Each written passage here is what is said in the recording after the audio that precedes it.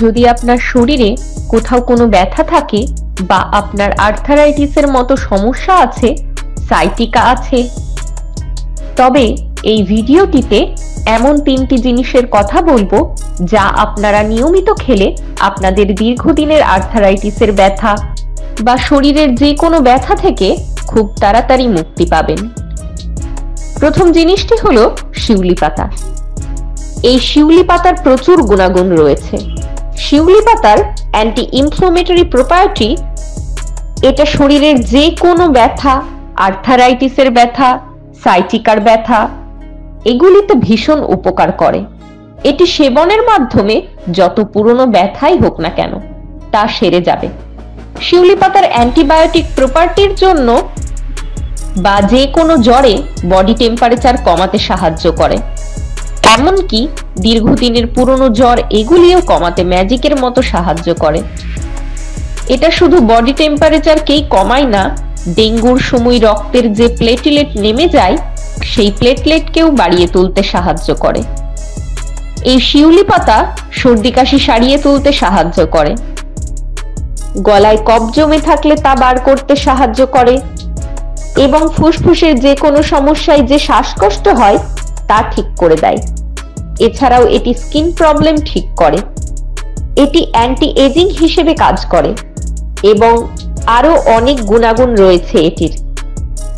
তো এবার বলি কিভাবে শিউলি পাতা সেবন করবেন।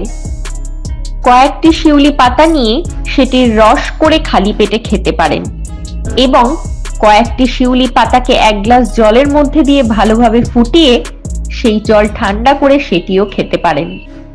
তবে এটি আপনাকে সকালে খালি পেটে খেতে হবে, এর থেকে আপনি অনেক উপকার পাবেন। 2 নম্বর জিনিসটি হলো আদা এবং জোয়ান। পুরনো দিন থেকেই আদা আমাদের জীবনে ঔষধি গুণাগুণ হিসেবে কাজ করে। আদার মধ্যে রয়েছে জিঞ্জারাল নামে বায়োঅ্যাক্টিভ কম্পাউন্ড। আদা বহু যুগ ধরেই হজমের সমস্যা ভালো করতে ব্যবহার করা হয়ে থাকে।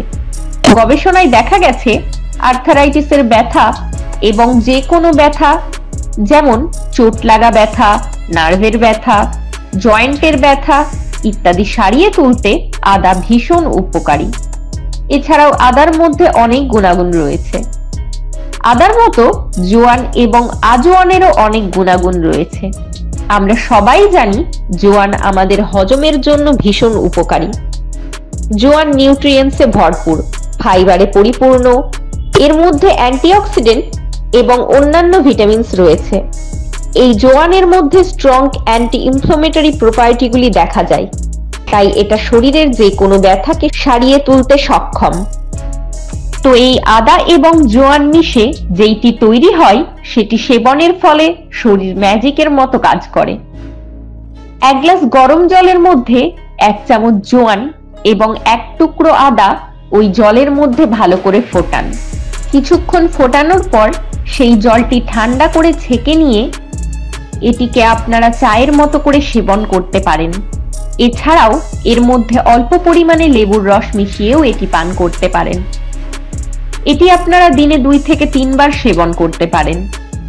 এই চা খাওয়ার ফলে ব্যথা কমানোর পাশাপাশি আরো অনেক উপকার পাবেন, যেমন এটি হজমে সহায়তা করে, কোলেস্টেরল লেভেলকে ইমপ্রুভ করে, পেটে গ্যাস বা বদহজমের মতো সমস্যা থাকলে এবং পেটের ব্যথার মতো সমস্যা থাকলে সেটিও দূর করতে সাহায্য করে, দীর্ঘদিনের পুরনো কাশি কমাতেও সাহায্য করে। এছাড়াও এটির আরো অনেক গুণাগুণ রয়েছে। 3 নম্বর জিনিসটি হলো সাদা তিল। আর্থারাইটিসের ব্যথা বা পেশিতে ব্যথা, কোমরে ব্যথা, ঘাড়ে ব্যথা, হাঁটুতে ব্যথা, যে কোনো রকমের ব্যাক পেন এবং বহু পুরনো ব্যথার একটি বড় কারণ হলো আমাদের শরীরে ক্যালসিয়ামের অভাব।